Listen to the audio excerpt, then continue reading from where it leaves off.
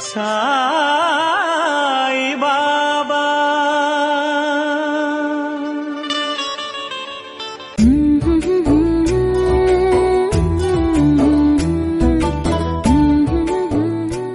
శిష్యులు వినయ విధేయతలు, శ్రద్ధ, భక్తి గల మనసుతో సాష్టాంగపడి శరణి వేడితే తప్ప గురువు జ్ఞాననిధిని ప్రసాదించరు.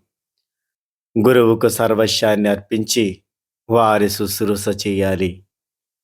బంధమోక్షాల గురించి బాగా తెలుసుకోవాలి. విద్య, అవిద్య గురించిన ప్రశ్నలను గురువుని అడిగి తెలుసుకొని సఫలతను చెందాలి. ఆత్మ ఎవరు, పరమాత్మ ఎవరు అన్న విషయాన్ని గురువు తప్ప ఎవరూ చెప్పరు. గురువుకు సంపూర్ణంగా శరణాగతులైతే తప్ప వారు ఏకస్థ జ్ఞానాన్ని ప్రసాదించరు. గురువు వినా జ్ఞానప్రాప్తి లేదు. బ్రహ్మ మరియు ఆత్మ ఒక్కటి అన్న విషయాన్ని అనుభవింపజేసే సామర్థ్యం గురుచరణాలకే ఉంది.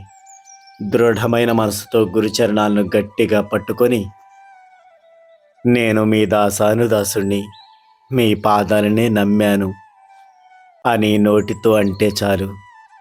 దయాసాగరులైన గురువు తమ అనుగ్రహమనే అలలసీయపై తేలి ఆడించగలరు.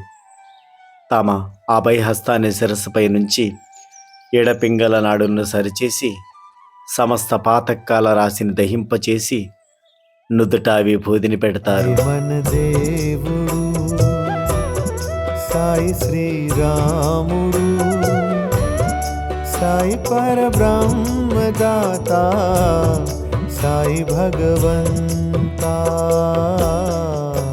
జ్ఞాననిధి అయిన సాయి సమర్థులు ముందు భక్తుల యొక్క బుద్ధిని, వారి పాత్రతను నిర్ధారించి జ్ఞానాన్ని వితరణ చేస్తారు. వారు పూర్ణ అంతర్జ్ఞాని. వారికి అందరి గురించి ముందే తెలుసు. వారి వారి అర్హతలను అనుసరించి సాధనను నియమిస్తారు. అట్లే వారి వారి యోగ్యతలను అనుసరించి భక్తుల బాధ్యతలను వహిస్తారు. ఓం సాయి శ్రీ సాయి జయ జయ సాయి. ఓం సాయి శ్రీ సాయి జయ జయ సాయి. ఓం సాయి శ్రీ సాయి జయ జయ సాయి జయ జయ సాయి. ఓం సాయి శ్రీ సాయి జయ జయ సాయి జయ జయ సాయి. ఓం సాయి శ్రీ సాయి జయ జయ సాయి జయ జయ సాయి. ఓం సాయి శ్రీ సాయి జయ జయ సాయి జయ జయ సాయి. ఓం సాయి శ్రీ సాయి జయ జయ సాయి జయ జయ సాయి. ఓం సాయి శ్రీ సాయి జయ జయ సాయి జయ జయ సాయి. ఓం సాయి శ్రీ సాయి జయ జయ సాయి జయ జయ సాయి. ఓం సాయి శ్రీ సాయి జయ జయ సాయి జయ జయ సాయి. ఓం సాయి శ్రీ సాయి జయ జయ సాయి.